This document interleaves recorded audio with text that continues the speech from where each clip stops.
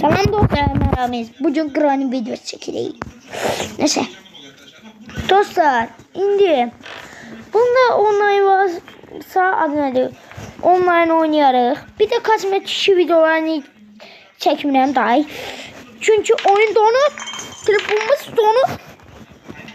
Gene de uğraştım çekmek için. Dostlar, bu kartlarınızı 587 407 500 yani 587 587 deyip o baktırıp onu satılanda o güncelmelerde dostlar hindi 487'de kızı bu gazetemizde çoğaltıldı. Mesela burası hakta dostlar. 5 tane kutu var. Onu açmıştım burası da. Sonra bir altın.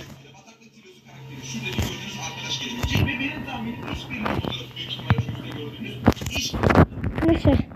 Dostlar başka ne diyeyim? Birazdan video kutaylar. Yani Granny videolarını çok aksayırım. Çünkü oyun donmuyor. Neyse. Birazdan kurtaracaq. Sağ olun. Özünüze yaxşı baxın. Neyse. Salam olun.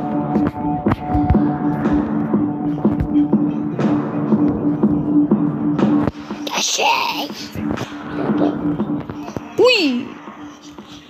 Neyse. Dostlar sağ olun. Özünüze yaxşı baxın. Yine değilim. Nasıl? Lan? Nasıl? Ay neyse. Çekin ben dost. Sağ olun dostlar.